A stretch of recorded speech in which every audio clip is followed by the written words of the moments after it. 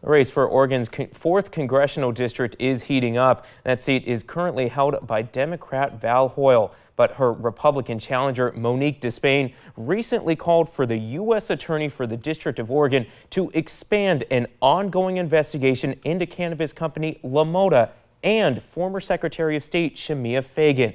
In our Your Voice, Your Vote coverage this afternoon, KEZI 9 News reporter Jennifer Singh joins us live in studio to break down what the ongoing investigation is and why DeSpain is also asking the attorney to look into what involvement Val Hoyle had with the company. Jen?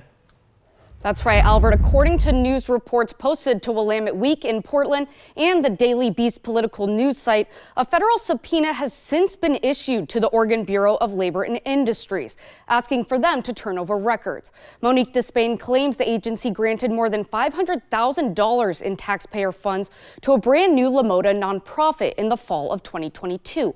Hoyle was a leader of the Bureau of Labor and Industries at the time. According to reports, at the time, Hoyle was allegedly known to coach Mota executives via text during meetings and was also found to have received more than $20,000 in campaign donations from Mota. At the same time, the company was applying for the $500,000 grant. After Hoyle was elected as a U.S. representative, DeSpain's campaign alleges she failed to turn over state records from her personal phone that were repeatedly requested by the Bureau. Hoyle's office says those records were turned over 11 months later, but not before reports say they were picked over by Hoyle and her attorney. DeSpain has since laid out all of those allegations on a website she recently created called whatsvalhiding.com that she shared with the U.S. attorney in a written letter. That is how we restore faith in government to Oregonians, that I strongly urge them to do the job completely. And we were pleased to find out that they did include Val Hoyle in their investigation that they already have underway with Shemia Fagan and Mota. But Representative Hoyle has a very different take on all of this.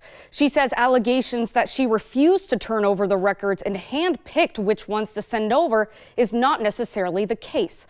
A spokesperson for Hoyle tells me she turned over her work phone immediately, but the request to turn over her personal phone came when she was in D.C. transitioning to Congress and also dealing with a death in the family. I'm told she had not learned of the request until 8 months later in August, when she hired a Bureau of Labor and Industry approved attorney to ensure the records were turned over. According to a spokesperson, Hoyle's attorney offered multiple times to review all the files with Bully to ensure the agency was satisfied, but the agency declined to take up the offer. And coming up at 5, I'll have more on the Congresswoman Hoyle's side to this story and why candidate DeSpain keeps pushing the investigation forward. Live in the studio, Jennifer Singh, KEZI 9 News.